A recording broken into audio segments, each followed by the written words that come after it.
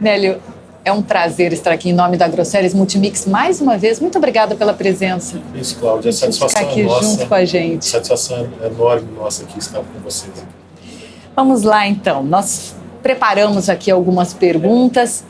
E mesmo começando assim, mesmo com a economia instável, a avicultura vem se destacando no agronegócio brasileiro. Qual que é a sua visão sobre o tamanho desse destaque? Pois é, Cláudia, o Brasil ele é um destaque mundial na produção avícola, né, em todos os sentidos, né, o maior produtor de frango, um grande produtor de ovos também. E eu creio que isso se deva muito à condição do Brasil em relação principalmente a questão sanitária, né? Nós vimos nos últimos tempos muitos problemas surgirem pelo mundo afora, na Ásia, na África, na Europa, até nos Estados Unidos, até nos países vizinhos na América, e nós estamos intactos ainda, principalmente em relação à parte da influenza aviária, outras ocorrências também. Então eu creio que isso seja um fator muito positivo para nós, né? Por outro lado também, o próprio empenho do setor, né? Acompanhando a dinâmica do agronegócio no Brasil, né, que enfrenta nos últimos tempos várias adversidades, sejam sob o ponto de vista político, econômico, mas nós estamos conseguindo atravessar. E eu acho que lá na propriedade está o principal autor, né, desse sucesso, né, que é o produtor, que é o empreendedor, as empresas, a indústria, que estão alavancando muito bem, né, como eu disse, não só a avicultura, mas outras atividades, o agronegócio como um todo. E aí as atividades organizadas como a avicultura, elas acabam se despontando. Uhum. A gente estava aqui agora, o Tejão estava batendo um papo aqui com a gente também, e a gente estava falando exatamente disso, né? Que todo negócio, a avicultura e todo o agronegócio, aliás, todo negócio, é feito de pessoas, né? E as pessoas nessa organização que você comentou que faz o sucesso de qualquer trabalho. Eu digo que a organização se reflete num evento como esse. Sim. Né? Vários produtores, né? A cadeia nacional toda de avicultura e suinocultura presente, valorizando nossas autoridades que estão também prestigiando. Ontem nós tivemos um belo evento com vários governadores, inclusive eu tenho que puxar a farinha para minha sardinha, ou a sardinha para minha farinha, de dizer que nosso governador esteve presente aqui também, porque ele entende a importância de atividades como a avicultura e suinocultura no nosso estado, no pequeno estado do Espírito Santo. Então é isso que faz essa atividade ser tão pujante, né? Essa organização, esse interesse do setor em sempre avançar mais e ofertar alimento, né, proteína animal de qualidade, com segurança alimentar, né, para um mundo que nós sabemos que ainda sente fome. Né? Isso é a retórica que nós vemos muito dita pelo nosso próprio presidente da BPA, né, que fala, nós temos que alimentar o mundo, então nós temos que trabalhar para que possamos ofertar esse alimento, essas proteínas para os mercados que estão aí querendo cada dia mais a proteína brasileira. Você sabe que existe aquela frase, né, que enquanto o ser humano ainda nascer com boca, nós temos muito trabalho pela frente. Com certeza, Como os avicultores têm ajudado no desenvolvimento do estado do Espírito Santo? Pois lá no estado do Espírito Santo são atividades importantes, né, para a economia, né, do estado, também sob o ponto de vista social, né, muitos empregos são gerados. Né. Nós tivemos no ano de 2018, por exemplo, a avicultura no geral, com corte, a postura, faturou mais de 2,2 bilhões de reais, né, uma importância muito grande no PIB do estado. Né. E nós sempre vemos, né, que as áreas, as regiões, os municípios onde existem a avicultura, né, por que não dizer a suinocultura, que são as duas áreas que nós trabalhamos lá, como são desenvolvidos esses municípios, né? Eles sempre estão à frente de vários outros municípios que não têm essa consistência nas duas atividades e que são municípios ou regiões muito bem desenvolvidas. Isso reflete também no estado, né? Felizmente a avicultura ela tem trazido muitas divisas, né?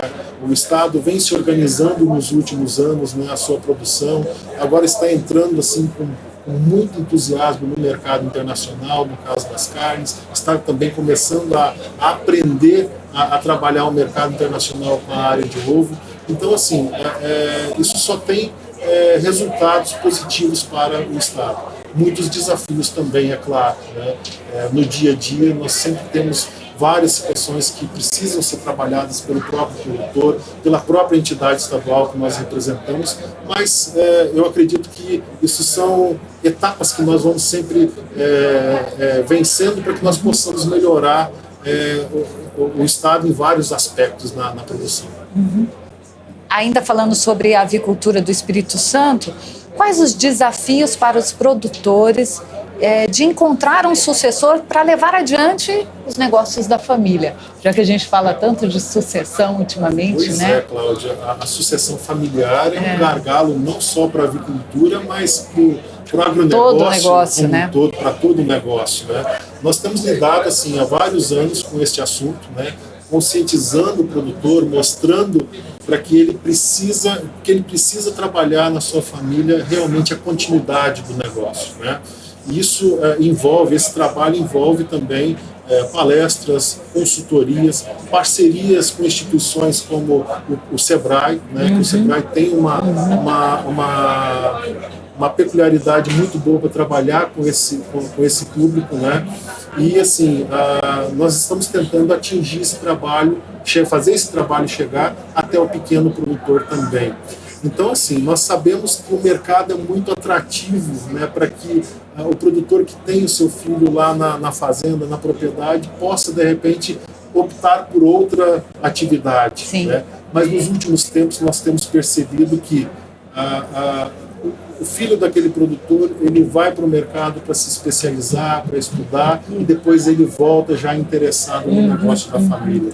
Isso nós temos percebido que aos poucos tem mudado, mas é um trabalho árduo e que depende também muito do dia a dia da família e do interesse da própria família, do filho ou da pessoa que seja o sucessor, em poder fazer essa adaptação e buscar essa interação com o negócio familiar. A tecnologia também, né? A gente teve um avanço tecnológico nos últimos anos de uma maneira, né, assim, entre aspas, assustadora, pensando de como era, né, todo o ramo e como ele está sendo agora. E para os jovens que chegam, é um atrativo também, porque começa a ficar um pouco mais interessante o negócio que era feito antes, como ele é feito hoje, porém exige todo um trabalho para que isso sem dúvida siga, né? Sem dúvida. A tecnologia, a conectividade, né, ela precisa fazer parte da propriedade rural. Se me permite, eu dias atrás ainda estava comentando, né, eu sou do interior, filho de produtor rural, de pessoas que trabalharam na roça, e nós estávamos bem no interior da minha cidade. Né? E quando nós chegamos lá, nós vimos, né, que aquela propriedade ela tinha acesso à internet via satélite. E nós estamos comentando exatamente essa facilidade que vem hoje para o produtor. Na verdade, não uma facilidade, mas uma necessidade dele estar integrado à realidade. Né? Nós estamos falando aí da revolução, da quarta revolução industrial, da internet das coisas. Então nós precisamos ter essa realidade na propriedade também. Infelizmente, né, na minha visão, e eu que percorro muito o interior do nosso estado, nós vemos ainda muitas deficiências, né? E ao mesmo tempo essa tecnologia ela precisa estar disponível porque há necessidade do produtor interagir com vários mecanismos. Por exemplo, os órgãos oficiais vão emitir um documento hoje, geralmente eles estão online.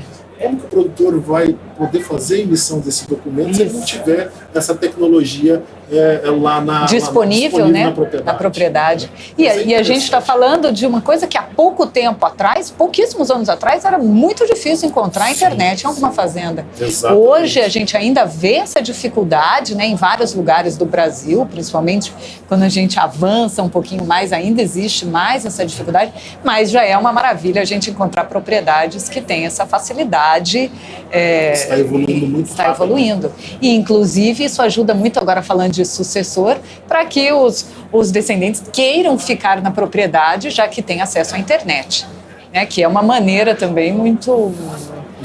A gente vê de atrair. Hoje em dia, em tudo que se faça, uma rapidez muito grande do Sim. que você precisa executar.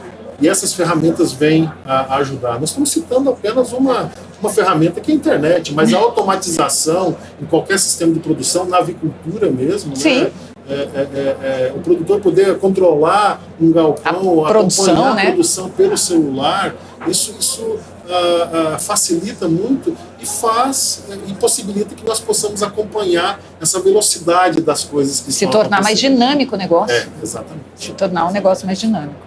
A avicultura capixaba tem investido em ações para a melhoria no status sanitário do estado? Sim, estamos assim com um foco muito grande,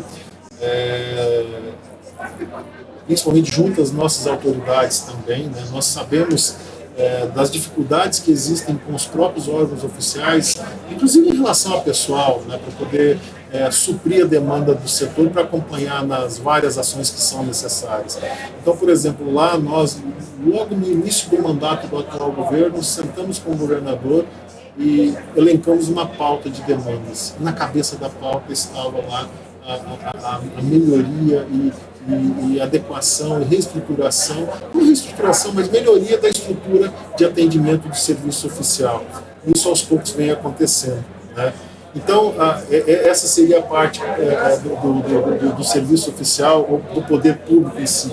O produtor em si, cada dia mais também melhorando, né? Com orientação, treinamentos da própria associação, das consultorias que estão envolvidas, ele vem buscando melhorar o seu ajuste, né? Quer dizer, junto ao Ministério da Agricultura, nós temos uma tarefa muito árdua nos últimos anos que prossegue, que é o registro das granjas, na IN 56, mas isso está evoluindo, né? Está andando, né? E o produtor, quando ele faz a adesão, quando ele adequa a sua propriedade, a sua granja, ele vê que os resultados eles acabam sendo muito melhorados.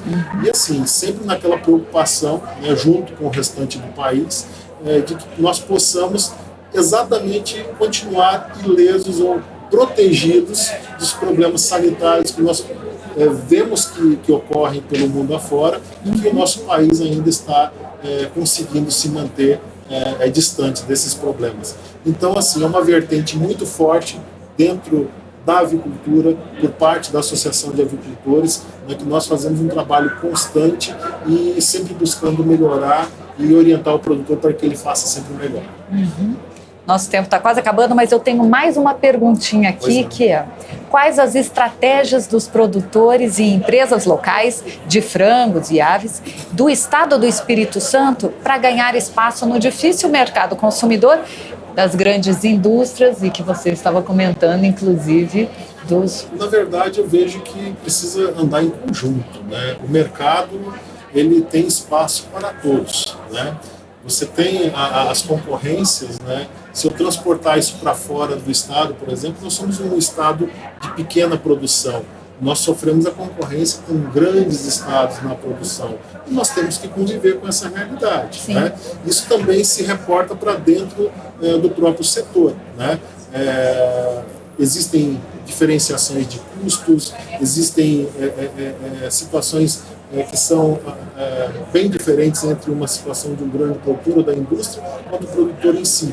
Mas eu acho que a questão é de cada um encontrar o seu mercado de forma ajustada, e aí vai muito em cima da questão de concorrência desleal, né, que não pode existir, principalmente entre estados, para que todo mundo possa ofertar, né? Se o produtor tem lá 10 mil ovos por dia para comercializar, ele vai ter a sua clientela. Se a grande indústria vai ofertar ovo líquido para o mercado, né, que é uma realidade, ele também vai ter o nicho dele.